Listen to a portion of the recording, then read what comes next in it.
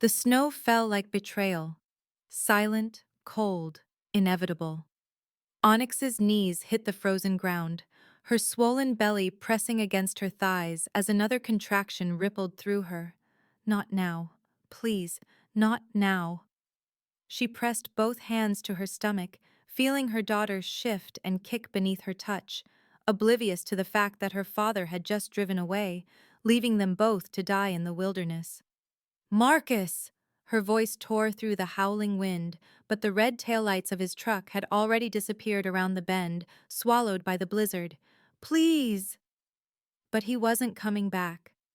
She'd seen it in his eyes when he'd pulled over on this abandoned logging road, 20 miles from the nearest town. The disgust, the fear, the cold calculation of a man who'd decided his mate and unborn child were disposable. "You're not what I thought you were," he'd said, his handsome face twisted with something that looked almost like pity. "The pack deserves better than a weak Omega who can barely shift. And that thing you're carrying," he'd gestured at her belly with revulsion. "The elders say it's cursed, that it's part of some prophecy that will destroy everything we've built." Onyx had begged. She'd pleaded. She'd reminded him of their bond, of the nights he'd whispered that she was his forever, of the moment they'd learned they were having a daughter together. None of it had mattered. Marcus had removed the silver bracelet he'd given her, the one that marked her as his mate, and dropped it in the snow at her feet. "I, Marcus Thorne of the Silver Pine Pack, reject you, Onyx Ravenwood, as my mate and cast you from my pack. You are nothing to me. You are nothing to anyone." The bond had snapped like a frozen branch, the pain of it driving her to her knees. By the time she'd looked up, gasping through the agony, his truck was already moving, already leaving her behind. Now, crouching in the snow as the temperature plummeted and the storm intensified, Onyx wrapped her arms around her belly and tried to think through the panic threatening to consume her. She had no phone. Marcus had taken it that morning, claiming he needed to use it. She wore only the thin maternity dress she'd put on for what she'd thought was a romantic dinner in the city. No coat, no boots suitable for hiking. Nothing but the clothes on her back and the life growing inside her. The wind carried voices, or maybe it was just her imagination, hypothermia already setting in, whispering words she'd heard before from the traveling fortune teller who'd visited the pack last summer. A she-wolf betrayed will birth the bridge between worlds. Her child will unite the warring packs or bring about their destruction. The choice will be written in blood and snow. "No," Onyx whispered, her lips already numb. "You're not cursed, baby girl. You're perfect. You're mine. And I won't let anything happen to you." She forced herself to stand, swaying as another contraction, stress-induced she hoped, and not actual labor, tightened across her abdomen. The road stretched in both directions, disappearing into white nothingness. Marcus had said they were 20 miles from town, but she didn't even know which direction town was. He'd driven for hours, taking turns she hadn't paid attention to because she'd trusted him. Stupid. So stupid. But there was no time for self-recrimination. She had to move, had to find shelter, had to survive for her daughter's sake. Onyx chose a direction at random and began to walk, each step a battle against the wind that seemed determined to push her back. Snow found its way into her thin flats, melting against her skin and then freezing, turning her feet into blocks of ice. Her dress, soaked through in minutes, clung to her body like a shroud. How long she walked, she couldn't say. Time became meaningless, marked only by the rhythm of her steps and the increasingly frequent contractions that forced her to stop and breathe through the pain. The sky darkened, evening coming early, or just the storm intensifying, until she could barely see 3 feet in front of her. When she stumbled over a hidden root and fell, she didn't have the strength to get back up immediately. She lay there in the snow, feeling it pile up around her, and for one terrible moment, she considered just staying down, just letting the cold take her. It would be painless, eventually, like falling asleep. Then her daughter kicked, 3 strong thumps against her ribs. and Onyx remembered why giving up wasn't an option. Okay, she whispered, her voice barely audible over the wind. Okay, baby girl, I hear you. We're not done yet. She rolled onto her hands and knees, then began to crawl when she discovered standing was no longer possible. The snow scraped her palms raw, her knees screamed in protest. But she kept moving, kept fighting, kept pushing forward even though she had no idea where forward led.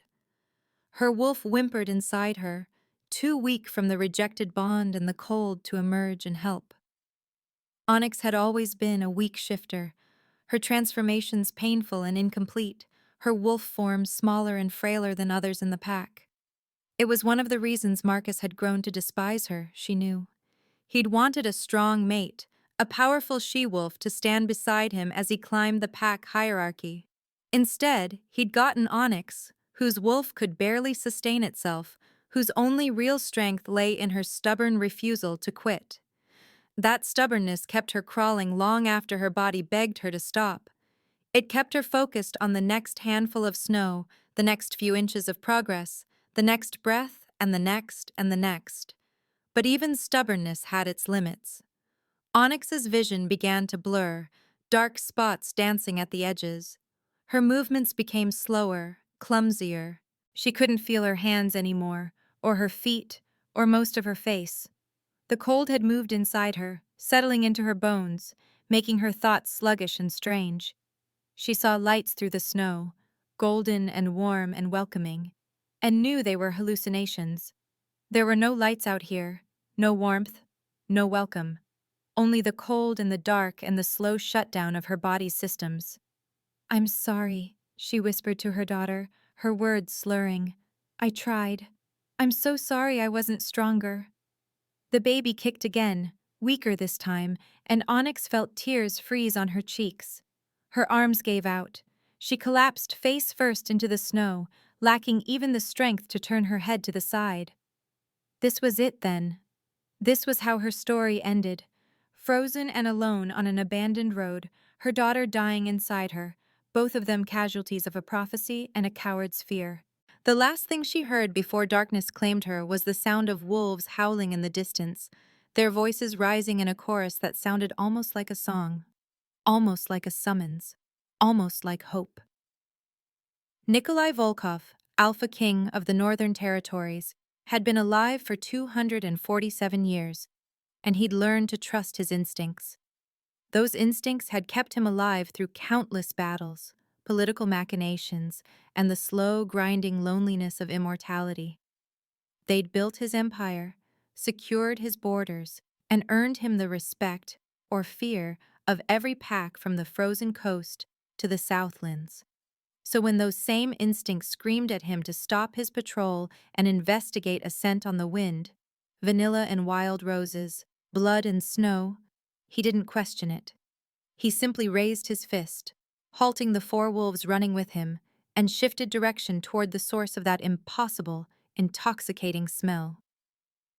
My lord, his beta, Dmitri, fell into step beside him, concern evident in his wolf's golden eyes. The border can wait, Nikolai growled, his massive black wolf form eating up the distance between himself and whatever that scent belonged to. He couldn't explain the urgency driving him, the way his heart had begun to race the moment he'd caught that first hint of vanilla and roses.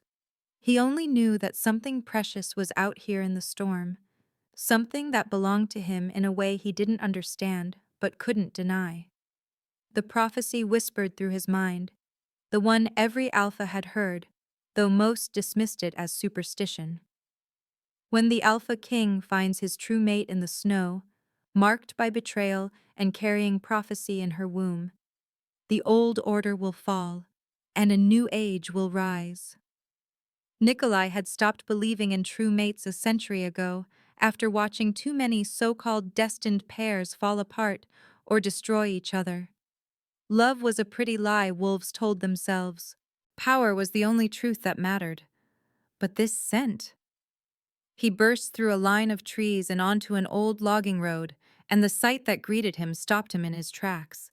A woman lay face down in the snow, Her dark hair spread around her like a raven's wings, her body already half buried in the drifts. She wore only a thin dress. Gods, only a dress. And even from 20 feet away, Nikolai could see she wasn't moving. He shifted as he ran, his transformation instantaneous after centuries of practice, and fell to his knees beside her. His hands, steady in battle, ruthless in negotiation, shook as he carefully turned her over. The breath left his lungs in a rush. She was beautiful, even blue-tinged with cold, her lips nearly purple and her skin like ice. She was the most beautiful creature he'd ever seen. But it was more than that. The moment he touched her, the moment his skin made contact with hers, something inside him that had been dormant for decades roared to life. Mine. The word echoed through his entire being, primal and absolute. His wolf, who'd grown cynical and cold over the long years, howled with recognition. His heart, which he'd thought permanently frozen, stuttered and then began to beat in a rhythm that matched hers, faint and thready as it was. And then he saw her belly. Dmitri! His voice came out as a roar that shook snow from the surrounding trees. His beta appeared instantly, already human and reaching for the emergency pack they always carried on patrol. She's pregnant. Get the healers ready. Now! He gathered her into his arms, careful of her swollen stomach, and felt the faintest flutter of movement from within. The baby, still alive. They were both still alive, but barely. Nikolai had carried many things over his long life, weapons, dead comrades, the weight of leadership, but nothing had ever felt as precious or as fragile as this woman and her unborn child. He pulled her against his chest, willing his body heat into her frozen form, and began to run. His wolf form was faster, but he couldn't bear to let her go long enough to shift.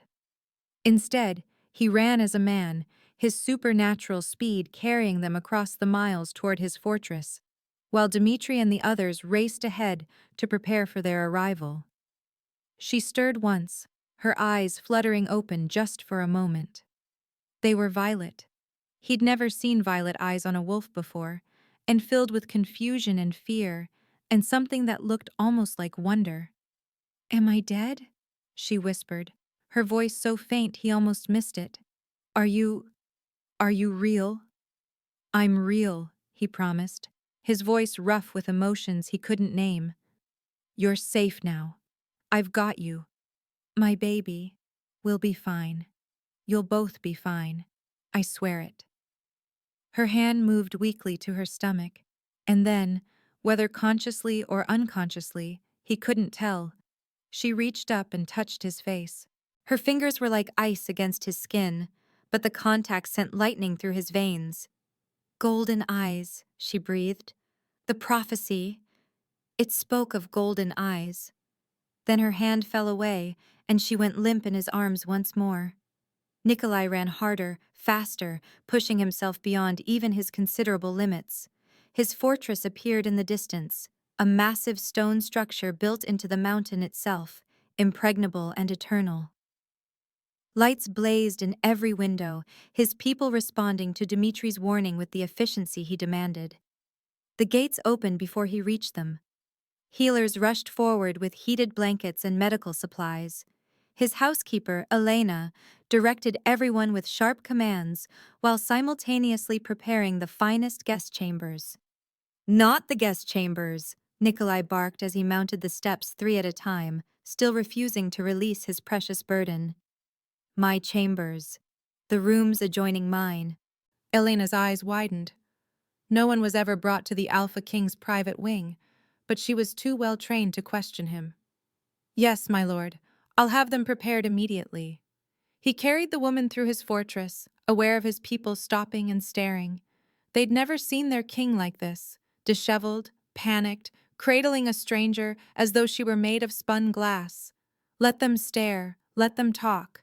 Nothing mattered except getting her warm, getting her safe, getting her healed.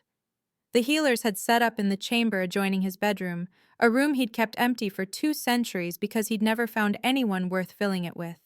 Now it blazed with heat from 3 fireplaces, and his best healers waited with grim, focused expressions.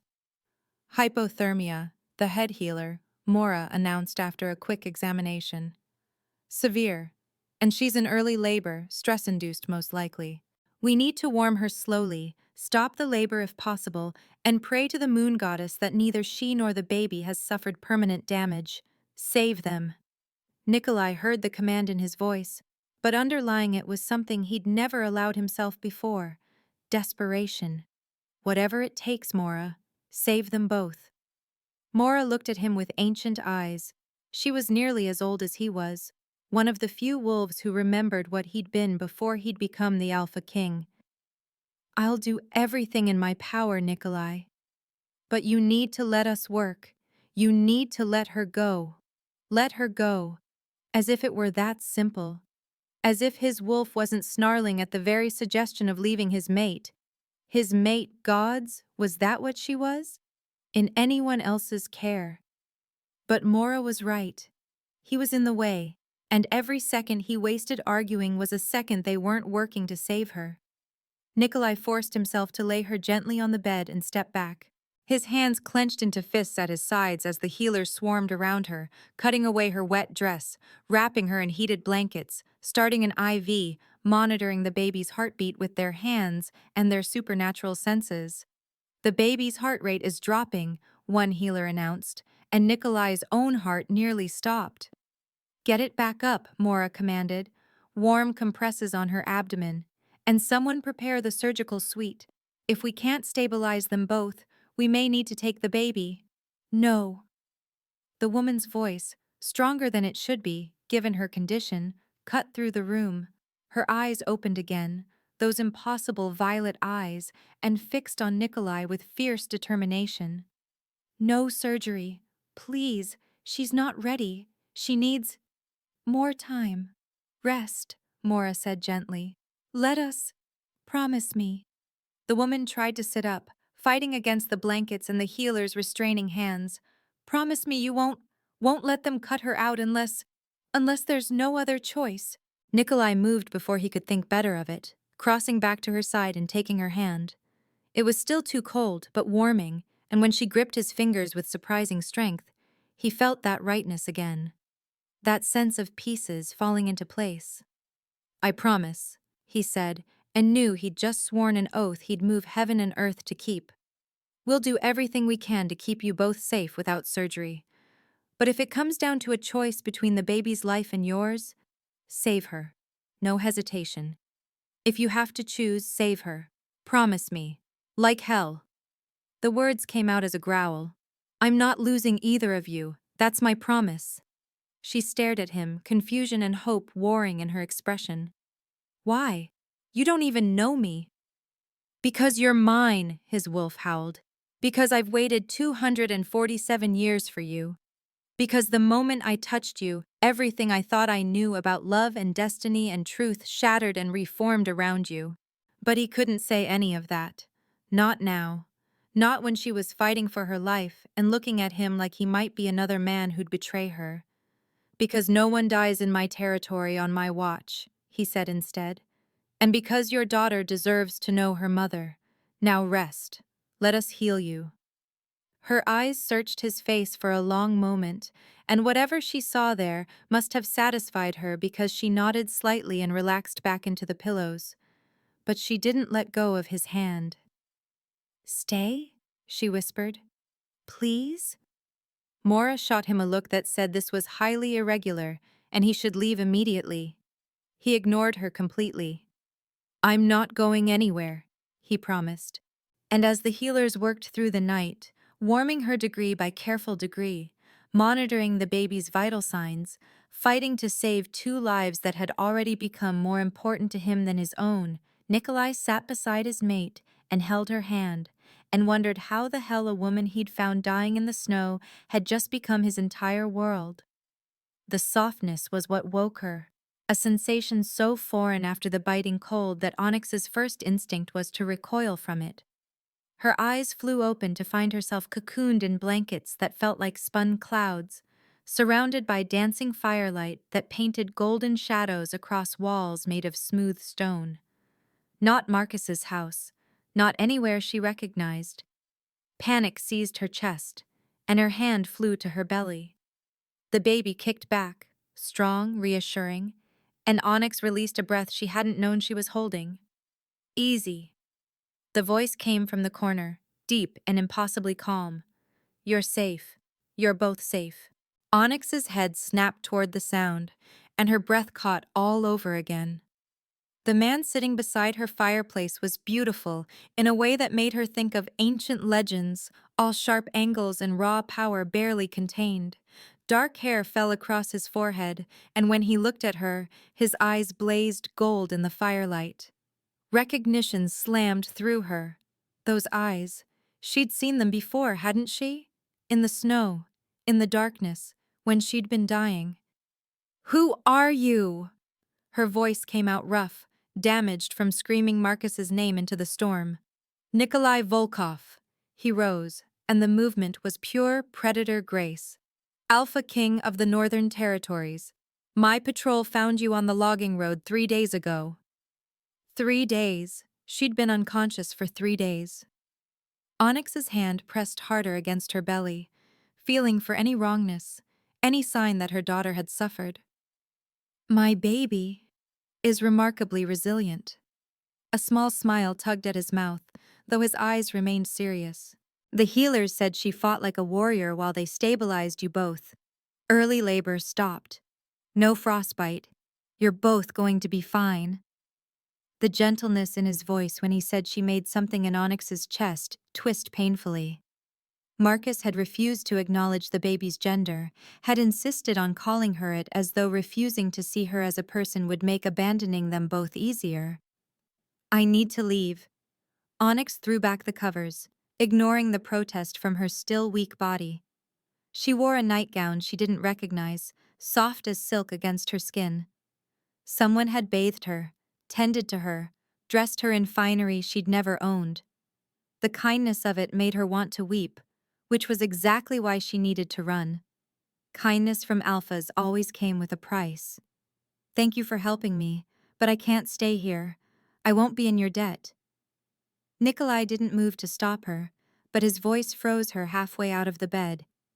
"Where exactly do you plan to go? Back to the mate who left you to die?" The words hit like a physical blow, and Onyx felt her face burn with shame. Of course he knew. Probably his whole pack knew. The pathetic Omega whose own mate hadn't wanted her. "That's none of your business. It became my business when I found you dying in my territory." Now there was steel beneath the gentleness. "It became my business when I spent 3 days watching healers fight to save your life. And it sure as hell became my business when I looked into your eyes and felt—" He cut himself off, jaw clenching. "You're not leaving until you're strong enough to survive on your own. I don't need your protection." But even as she said it, her legs trembled, threatening to give out. Her wolf whimpered inside her, still too weak from the rejection and the cold to offer any strength. "Don't you?" Nikolai crossed the room in 3 long strides, catching her elbow as her knees buckled. The contact sent electricity racing up her arm, so intense she gasped. His eyes widened, and she knew he felt it too, this impossible, terrifying pull between them. He steadied her back onto the bed, his touch careful despite the obvious strength in his hands. "You nearly died, Onyx. Your daughter nearly died. Whatever drove you out into that storm, whatever you're running from, you need time to heal before you make any decisions." "How do you know my name?" She hadn't told him. She was certain she hadn't told him. "You said it. In your sleep." Something flickered across his face. Possessiveness, hunger, things that should have terrified her but somehow didn't. Among other things. Heat flooded her cheeks. What other things? "You apologized to your daughter, over and over." His voice went soft again, almost unbearably gentle. "You told her you were sorry you weren't strong enough, sorry you couldn't protect her. You begged her to forgive you for failing." Tears burned behind Onyx's eyes, but she refused to let them fall. She'd cried enough in that truck, begging Marcus not to leave. She wouldn't cry in front of another alpha, wouldn't show that kind of weakness again. I didn't fail, she said, lifting her chin. We're alive. That's not failure. No. Nikolai's hand moved as though he wanted to touch her face, then fell back to his side. That's survival. That's strength. That's a mother who crawled through a blizzard rather than give up on her child. Don't you dare call that anything less than extraordinary. The words cracked something inside her, something she'd been holding together through sheer force of will. She turned her face away, blinking hard. Why are you being kind to me? What do you want? Right now? I want you to eat. He moved to a table she hadn't noticed, laden with covered dishes that filled the air with mouth-watering scents. You haven't had a real meal in days. The baby needs nutrition. After that, I want you to rest. Beyond that, he paused, his back to her. We'll figure it out. I can't pay you. The admission tasted like ash. I have nothing. No money, no pack, no... I don't want your money, Onyx. Then what do you want? He turned back to her, and the intensity in his golden eyes made her breath catch. I want you to trust me. I know that's asking the impossible after what your mate did to you, but I'm going to earn it anyway. I'm going to prove that not all alphas are like him. You don't even know what he did. I know he rejected you. Fury flashed across Nikolai's face. I know he took his pregnant mate out into a blizzard and left her to die. I know he broke the most sacred law of our kind. Protect your mate above all else. That's enough. Onyx's hand found her neck, the place where Marcus's mating mark should have been. He'd never marked her, she realized now. 4 years together, a child on the way. And he'd never claimed her permanently, as though some part of him had always known he'd throw her away eventually. The prophecy, she said quietly. He was afraid of the prophecy. Nikolai went very still. What prophecy? You know the one. Everyone knows. She laughed bitterly. A she-wolf betrayed will birth the bridge between worlds. Her child will unite the warring packs or bring about their destruction. The words the fortune-teller had spoken, the words that had sealed her fate. Marcus's pack elders said my daughter was cursed, that keeping her would doom them all. So he made his choice, and chose wrong. Nikolai crossed back to her, and this time he did touch her face, his fingers impossibly gentle against her cheek. The prophecy speaks of a child who'll bring change. Only cowards fear change. Only weak men throw away their families to avoid destiny. You believe in it? The prophecy? His thumb brushed her cheekbone, and she shivered. I believe in protecting what's mine, and whether you understand it yet or not, Onyx, you and your daughter are under my protection now. That makes you mine to defend. I'm not yours. But the protest sounded weak even to her own ears, especially with his hand still cradling her face, his warmth seeping into her cold places. Not yet. His smile was pure predator, dangerous and devastating. But you will be. Now eat, before I'm forced to feed you myself. The threat should have angered her. Instead, it sent heat pooling low in her belly, a reaction that horrified and confused her in equal measure. She'd just escaped one alpha. She had no business responding to another one, no matter how golden his eyes or how gentle his hands. But when he brought her a plate piled with roasted meat and fresh bread and vegetables that smelled like heaven, she didn't argue. She ate. And when he sat beside her bed, close enough to catch her if she fell but far enough to give her space, she didn't send him away. She told herself it was just for tonight, just until she regained her strength. Then she'd leave, find somewhere safe to have her baby, somewhere the prophecy and Marcus and terrifyingly attractive alpha kings couldn't touch them. But when Nikolai began talking, telling her about his fortress, his pack, the mountains surrounding them, his voice washed over her like a lullaby. And when her eyes drifted closed, the last thing she saw was him settling into the chair beside her bed, clearly intending to keep watch. Just for tonight, she told herself, but some traitorous part of her already knew she was lying. The days that followed developed their own strange rhythm. Onyx woke each morning to find Nikolai gone, but breakfast waiting, still warm. He never pushed her to leave her chambers, but he came 3 times a day with meals he'd either prepared himself or supervised with the fierce attention of a general planning a battle. You need protein, he'd say, setting down plates of perfectly seasoned meat. The baby's building bone structure right now. Or, the healers say leafy greens help with milk production.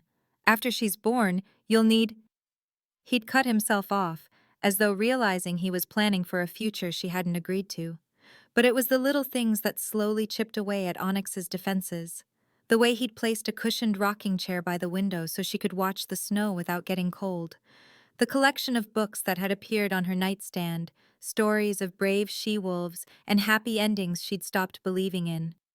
The soft music that drifted through the halls at night, helping her sleep when nightmares of the storm woke her.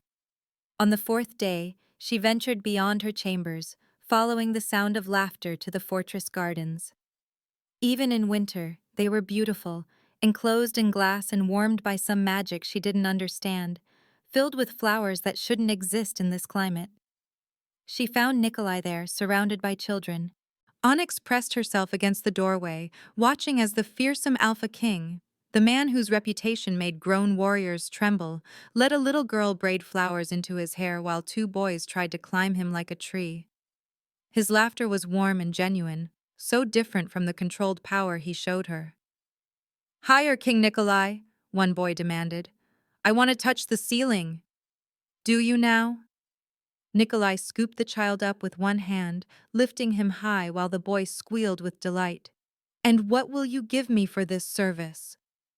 The child considered seriously. "A rock? I got a really good rock." "A rock? Well, that seems a fair trade for—" Nikolai's words died as his eyes found Onyx in the doorway. Something hot and fierce flashed across his face, and suddenly she was intensely aware that she wore only a borrowed dress, her hair loose and her feet bare, her belly round and obvious. The children followed his gaze, and their chatter stopped. "Is that her?" the girl with the flowers whispered. "The lady you saved?" "Yes." Nikolai lowered the boy gently. "Now run along, all of you. I'll play with you later. But you promised we could—" "Later, Victor." The steel in his voice was unmistakable. The children scattered with quick goodbyes, leaving Onyx alone with an alpha whose attention now focused entirely on her. "You're out of bed." He closed the distance between them, his eyes scanning her as though checking for injuries. "How do you feel?" "Trapped." The word came out sharper than she intended. "I'm grateful for everything you've done, but I can't stay locked in that room forever. I need air, space, something." Understanding flickered across his face. "Would you walk with me?" She should say no, should return to her chambers, maintain the distance between them, but she was so tired of being afraid, and the garden smelled like life after too many days of feeling like death. "All right."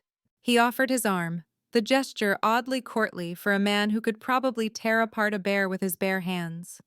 After a moment's hesitation, Onyx took it and tried to ignore how right it felt to touch him.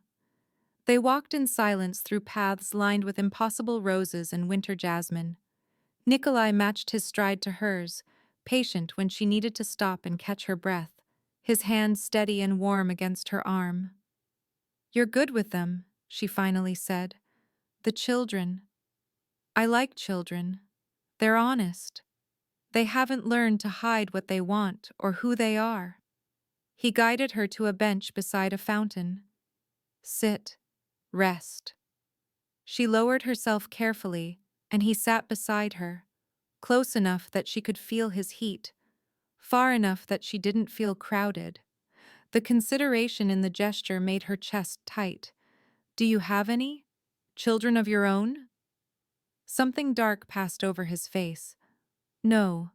I had a mate once, long ago. She died before we could have a family. After that, He shrugged.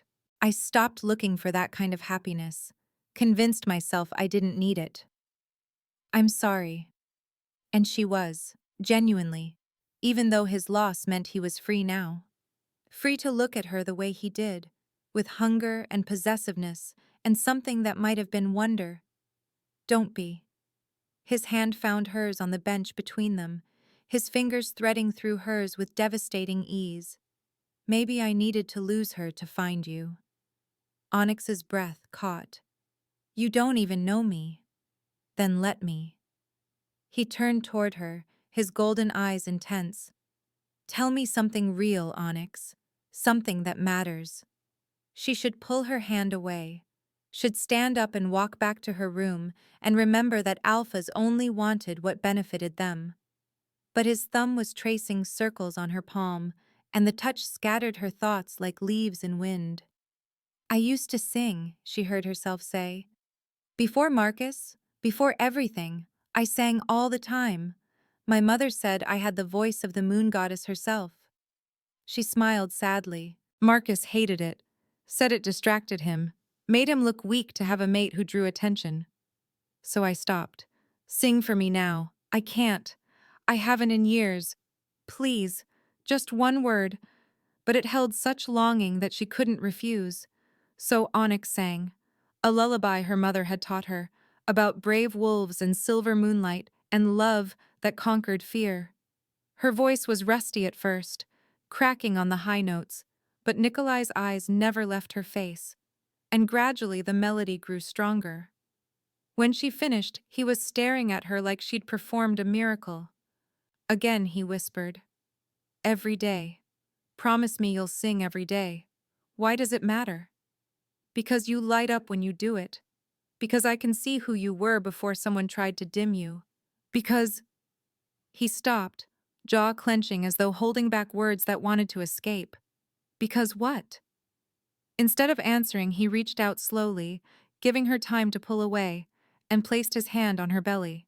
His palm was large and warm, and the baby kicked immediately, as though recognizing his touch. Hello, little warrior, Nikolai murmured, his voice going impossibly soft. Your mother is the bravest wolf I've ever met.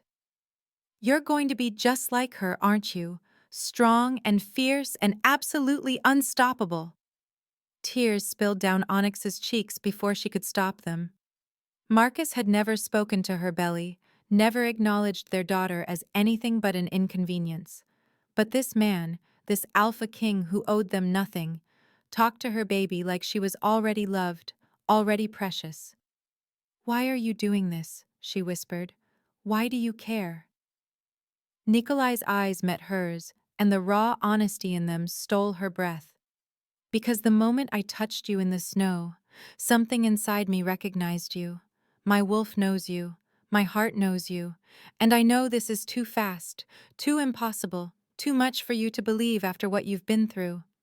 But I won't lie to you, Onyx. I won't pretend this is just kindness or duty or political advantage. Then what is it? You're my mate. Simple, devastating. True. I don't know how or why, but you are. And I will spend however long it takes proving that I'm worthy of you. Onyx couldn't breathe, couldn't think. Another mate? Another bond? After Marcus had destroyed her so completely, how could the moon goddess offer her another chance? I can't, she gasped, pulling away from his touch, even though it hurt like tearing off her own skin. I can't do this again. I can't trust another alpha with my heart just to have it. The doors to the garden slammed open, and a wolf she didn't recognize burst through, his face pale with panic. My lord. The man, Dmitri, she realized. Nikolai's beta she'd heard about but never met, skidded to a stop. We have a situation, at the gates. You need to come now. Nikolai rose instantly, his entire demeanor shifting from tender to lethal in a heartbeat. What situation? Marcus Thorne has arrived. He's demanding the return of his mate.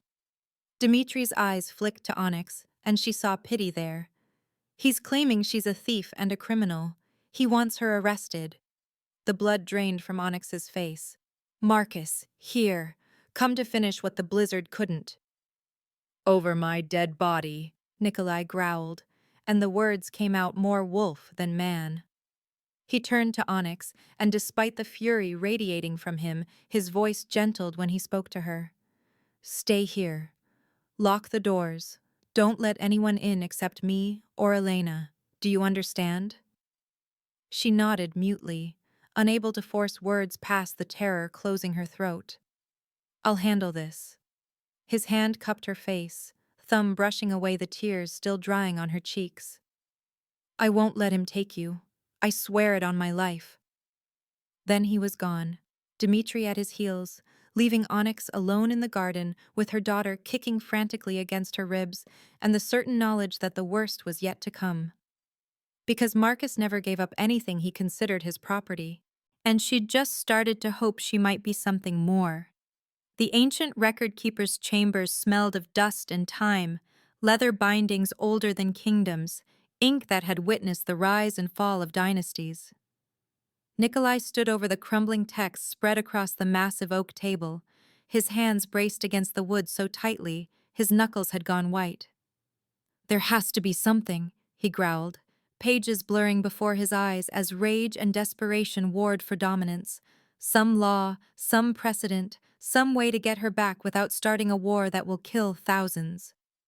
Dmitri stood by the door, his expression grim. They'd been searching for 6 hours, ever since the Council of Alphas had ruled that Onyx must stand trial in Shadow Ridge territory. 6 hours since Nikolai had been forced to watch Marcus take his mate away, her violet eyes locked on his as the distance between them grew, her hand pressing his palm to her belly one last time. A promise? A plea? A goodbye he refused to accept. My lord. The record-keeper, a wizened she-wolf named Astrid, who'd served 5 generations of Alpha Kings, traced a gnarled finger across a passage written in old script. There may be something here. The law of chosen bond, written before the pack wars began. Nikolai's head snapped up. Tell me. It states that when 2 mates are destined by the moon goddess, no earthly bond, no matter how previously established, can supersede the true mate connection. Her milky eyes found his. But the she-wolf must claim her true mate publicly before witnesses, using the ancient words of choosing. If she does so before any trial concludes, all previous bonds are considered void. The ancient words. Nikolai's mind raced. Which are? Astrid's finger moved to another text, this one so old the pages crumbled at her touch. She read slowly. I sever what was false and claim what is true. By the moon's light and the ancient blood, I choose my destined mate above all others. Let the goddess bear witness. That's it? Dmitri stepped forward. She just has to say those words in front of witnesses? Not just say them. Astrid's voice grew heavy. She must mean them. Must choose freely, without coercion, and her true mate must be present to accept the bond. Otherwise, the words are meaningless. Nikolai straightened, and something predatory filled his eyes. The Alpha King, the warrior, the male who would move heaven and earth for his mate. Then, I go to Shadow Ridge. I reach her before the trial ends, and I give her the choice. They'll kill you. Dimitri's voice was flat. Marcus allied with Shadow Ridge specifically because their alpha, Theron, has wanted your territories for decades. They'll use Onyx trial as an excuse to trap you, to eliminate the one obstacle to their expansion. You walk into Shadow Ridge, you're walking into an execution. Then I die. Simple. Absolute. But not before I give her a chance to be free. And your kingdom? Your people? We need you, Nikolai. The Alpha King looked at his beta, his oldest friend, and for the first time in 2 centuries of leadership, he let his mask fall completely. I am 300 years old, Dmitri. I've spent lifetimes building this kingdom, securing peace, protecting our people. I've done my duty 1,000 times over.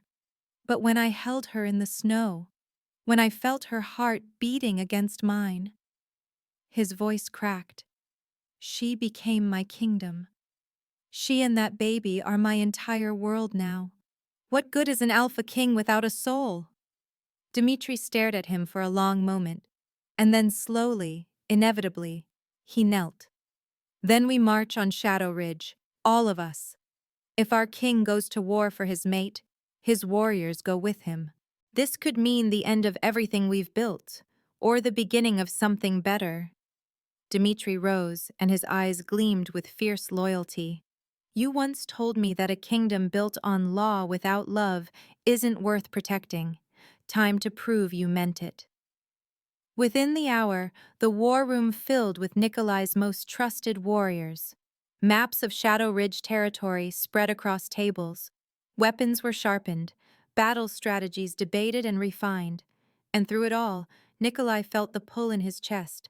The mate bond he'd claimed without ceremony, without permission, but with every fiber of his being, drawing him toward Onyx like a compass pointing home. We ride at nightfall, he commanded, his voice carrying to every corner of the room. Fast and hard, we use the mountain passes Marcus doesn't know exist. We reach Shadow Ridge before dawn, before they expect us, before they execute her. The words came from Elena, who'd slipped into the room with the quiet authority of someone who'd served as housekeeper long enough to ignore protocol. That's their plan, you know. Theron sent word an hour ago. The trial is a formality.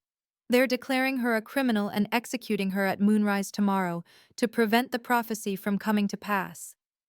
The rage that filled Nikolai was incandescent, his wolf slamming against his control with such force that his eyes bled gold. Over my dead body. That's exactly what they're hoping for, Elena said quietly. You rush in, you die trying to save her, and Theron takes your kingdom. It's a perfect trap. I don't care. But she will. The old she-wolf moved closer, fearless as always in the face of his fury. That girl has spent her whole life being told she's weak, that she's not worth protecting. If you die for her, it will destroy her. So don't die, boy. Win. Be smart, be vicious, and bring her home alive. Nikolai stared at Elena, then at the warriors assembled before him. Wolves who'd followed him through countless battles, who'd bled for him, who'd believe in his leadership even when he'd stopped believing in himself, his kingdom, his people, his responsibility.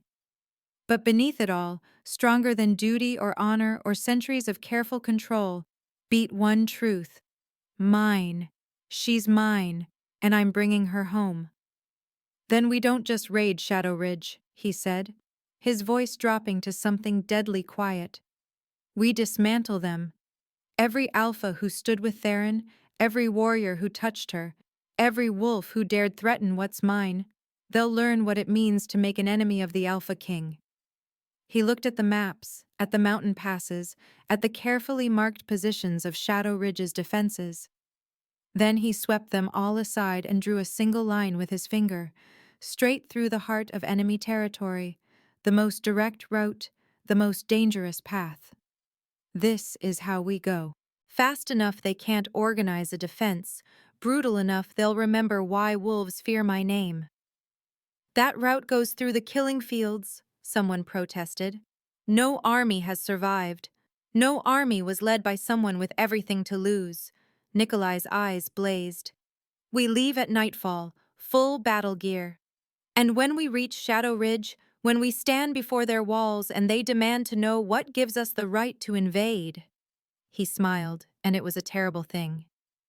We tell them the Alpha King has come for his mate, and any wolf stupid enough to stand between us won't live to regret it. The war room erupted in fierce agreement, wolves howling their readiness for battle. But Nikolai's mind was already miles away, racing toward a she-wolf in a cell who thought she was alone, who didn't know an army was coming for her, who couldn't feel the bond burning in his chest like a beacon. Hold on, he sent the thought into the night, into the bond, praying the moon goddess would carry it to her. Hold on, my fierce mate. I'm coming, and nothing in this world or the next will stop me from reaching you. As the sun set and his warriors assembled, Nikolai stood on the battlements and stared toward Shadow Ridge. Somewhere in that direction, Onyx was frightened and alone, probably believing he'd abandoned her like Marcus had, probably thinking no one would come. she was wrong. The Alpha King mounted his horse, Dimitri at his right hand, 50 of his best warriors at his back.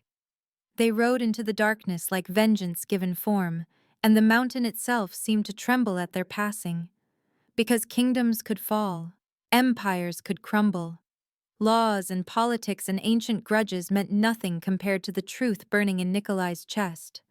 He'd found his mate in the snow, and he'd be damned if he'd lose her to the dark. The cell was cold, but Onyx barely felt it. She'd been cold before, in the blizzard, dying in the snow, her body shutting down degree by degree. This was nothing compared to that. This was nothing compared to the ice in her heart when the guards had thrown her into this hole and Marcus had smiled from the doorway. "You should have stayed lost," he'd said. "At least then you'd have died with some dignity. Now you'll die a criminal, and your bastard child will die with you." The door had slammed, the locks had engaged, and Onyx had been alone in the dark for hours that stretched into forever. She pressed her hand to her belly, feeling her daughter move restlessly inside her. The baby had been kicking frantically since they'd arrived at Shadow Ridge, as though she could sense the danger surrounding them. "I'm sorry," Onyx whispered, her voice cracking. "I should have run faster, hidden better. I should have protected you." Another kick, stronger this time, almost angry. "I know. You want to live. You want to be born and see the moon and feel the wind in your fur. You deserve all of that, baby girl. You deserve everything." Tears slid down her cheeks. "I just don't know how to give it to you." Pain lanced through her abdomen. Sharp, sudden, stealing her breath. Not the stress contractions she'd been having for days. This was different. This was real. "No." She gasped as another contraction seized her, harder than the first. "No, no, no. Not yet. Please, not yet." But her body wasn't listening. The stress of the trial, the fear, the cold. It was all too much. Her daughter was coming whether Onyx was ready or not. She tried to call for help, but her voice came out as barely a whisper. The guards outside wouldn't care anyway. They'd probably laugh watching her labor alone in this cell, watching the prophecy die before it could begin. Another contraction, and this time something else came with it, a surge of power that made her gasp for an entirely different reason. Heat flooded her limbs, burning away the cold, the fear, the weakness that had defined her entire life. Her wolf rose inside her, but not the small, fragile creature she'd always known.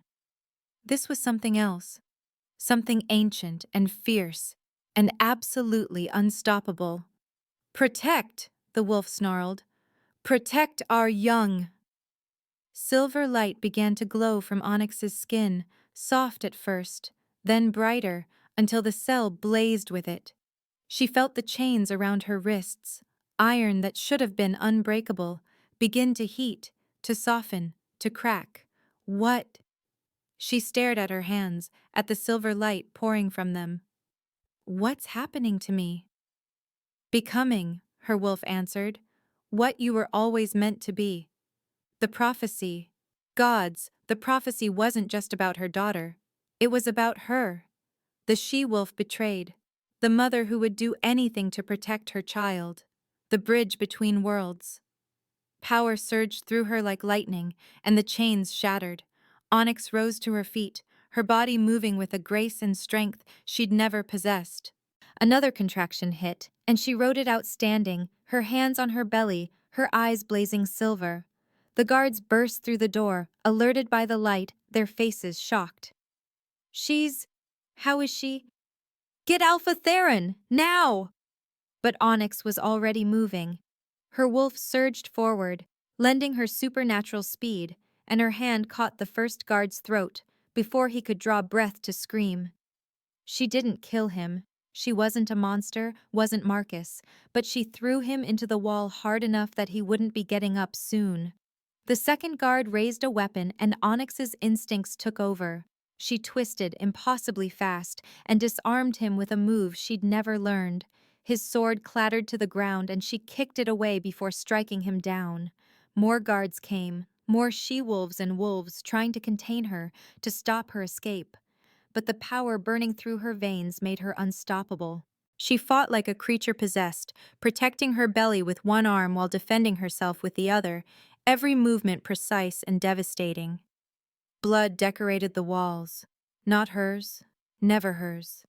She left a trail of unconscious bodies in her wake as she climbed toward freedom, toward the surface, toward the forest and the night, and the bond pulling her north. Nikolai. She could feel him now, burning in her chest like a star. He's coming. I have to reach him. She burst through the final door into the compound's courtyard, and wolves surrounded her immediately. 20 of them, maybe more, all in fighting stance, all ready to drag her back to her cell. Alpha Theron stood at their center, his face twisted with fury and fear. You can't escape, girl. You're surrounded. Your child will be born in chains. And you'll both. No. The word came out as a growl, and silver light blazed brighter. You will not touch my daughter. Any of you. A contraction seized her, so powerful she nearly fell. But she stayed standing, stayed strong, even as she felt her daughter shift lower, preparing for birth. She's in labor, someone shouted. The baby's coming. Then we take her now, Theron commanded. Before the prophecy. Onyx threw back her head and howled, a sound that shook the very stones of Shadow Ridge, that carried across miles and mountains, that called to her mate with everything she had. I'm here, the howl said. I'm fighting. Come find me. And in the distance, from the north, another howl answered, deeper, more powerful, filled with fury and promise and love. Nikolai. He was close, so close. Onyx smiled through the pain, through the fear, and looked at the wolves surrounding her. The Alpha King is coming, and when he arrives, every one of you who touched me will pray for mercy you won't receive. Then she ran, not away from Theron's wolves, but toward them, through them, her power blazing a path. They tried to stop her, tried to catch her, but she was a mother protecting her young, and nothing in this world could hold her. She hit the tree line as another contraction seized her, and this time she did fall, gasping against a tree trunk. Her daughter was crowning. The baby was coming whether Onyx was ready or not. But she could feel Nikolai getting closer with every heartbeat, could feel his rage and his love and his desperation. Almost there, she thought, pressing her hand to her belly. Hold on just a little longer, baby girl. Your father is almost here. Not Marcus. Never Marcus again. Nikolai was her daughter's father in every way that mattered. The man who would die for them. The man who was coming. Onyx dragged herself deeper into the forest, following the bond like a compass, leaving a trail of silver light in her wake. Behind her, Shadow Ridge erupted into chaos. Ahead, the sound of battle began. And Onyx kept crawling, kept moving, kept fighting toward the golden eyes she knew would find her in the dark. The battlefield was chaos. Nikolai's forces had hit Shadow Ridge like a storm, sudden, brutal, overwhelming. Warriors clashed under the full moon, the sounds of combat filling the night, but Nikolai barely registered any of it. His focus was singular, absolute: find Onyx. The bond pulled him toward the forest, stronger with every step. She was close, hurt, in labor, terrified. He could feel all of it through their connection, and it drove him forward with single-minded fury. Nikolai! Marcus's voice cut through the battle, and the Alpha King turned to find his mate's former mate standing there, sword drawn, face twisted with rage. You couldn't leave well enough alone, could you? She's mine. That child is mine. You abandoned them. Nikolai's words came out deadly quiet. You left her to die in the snow. You have no claim. I have every claim. She's my mate, my... She was never yours. Nikolai's eyes blazed gold. True mates are chosen by the moon goddess. You rejected that gift. You threw away something precious because you were too much of a coward to see her worth. Marcus lunged, and Nikolai met him mid-strike. Their weapons clashed, and the shockwaves sent nearby warriors stumbling back. They fought with supernatural speed, alpha against alpha, two males battling for dominance. But it was no contest. Marcus was strong, yes. But Nikolai was ancient, was powerful, was fighting for his mate while Marcus fought only to reclaim lost property. You want to know the real reason I left her? Marcus snarled between strikes. The prophecy! The child would make me obsolete, steal my power, leave me nothing. I wasn't going to let some bastard baby destroy everything I'd built. Then you're not just a coward. Nikolai disarmed him with a brutal strike that sent Marcus's sword flying. You're a fool. That child is a gift. And Onyx, he pressed his blade to Marcus's throat. Onyx is a queen, something you were too blind to see. He should kill him. Every instinct screamed to end this male who'd hurt his mate, but Onyx's voice echoed in his memory. I'm not a monster. Neither was he. Nikolai kicked Marcus away, leaving him gasping in the dirt. Run, leave these territories and never return. Because if I see your face again, if you come near my mate or her child ever again, I won't be merciful twice. Then he left Marcus there and ran toward the forest, toward the silver light blazing between the trees. He found her in a clearing, glowing like the moon itself, her dress torn and bloodied, her eyes blazing silver as she leaned against a tree. And between her legs, Onyx! He reached her in seconds, dropping to his knees beside her. I'm here. I've got you. Nikolai. Her voice was wrecked, exhausted, but her hand found his face with perfect accuracy. You came. Did you think I wouldn't? He cradled her against his chest, feeling her body racked with contractions. Did you think anything in this world could stop me from reaching you? The baby's... She's coming. I can't...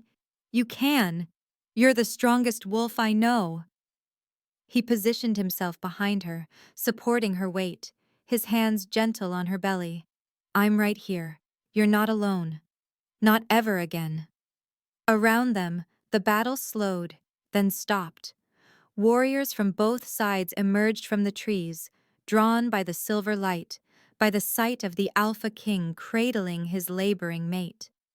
Even Theron appeared, his face shocked as he took in the prophecy unfolding before his eyes.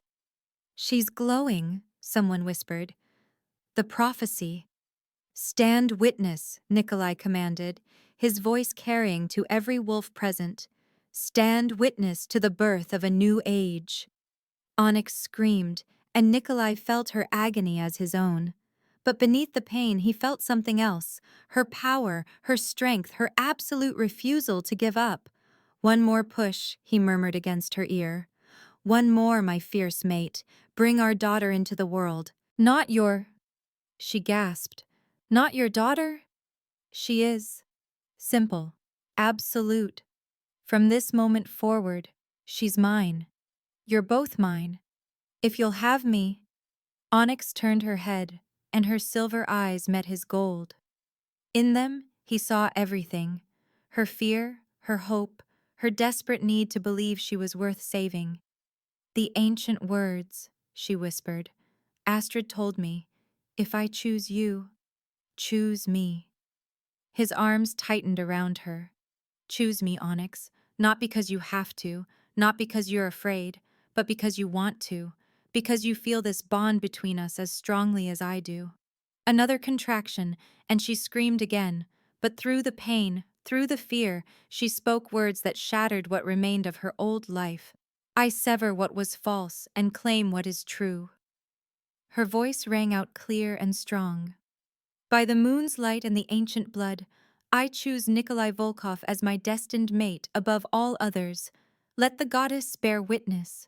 Power exploded through the clearing, silver and gold, moon and sun, mother and king.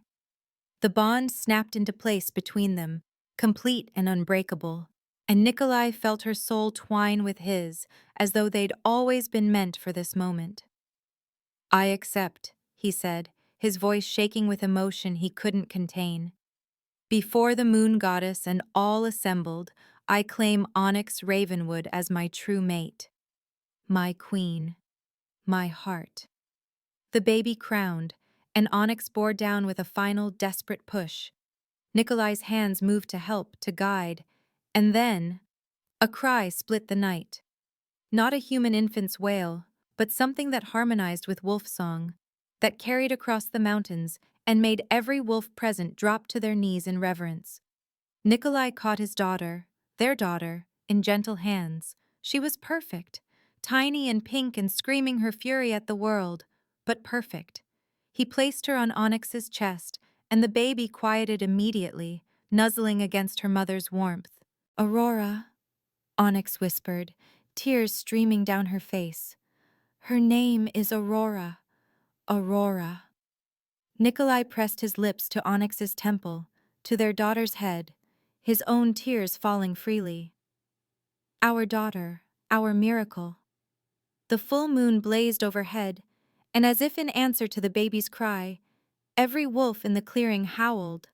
Not battle cries, not howls of rage or fear, but songs of joy, of hope, of a prophecy fulfilled not through destruction but through love.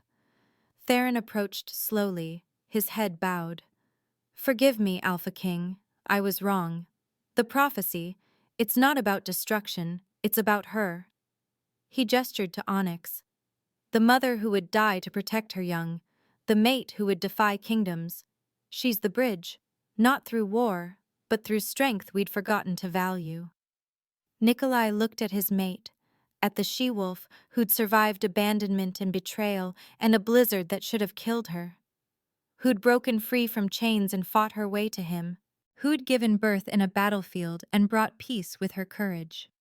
"She's not a bridge," he said quietly. "She's a queen, my queen, and any wolf who wants to be part of our kingdom will treat her as such." One by one, the wolves knelt. First Dimitri, then Theron, then warriors from both sides. Kneeling not in defeat, but in recognition of something greater than political power or pack law.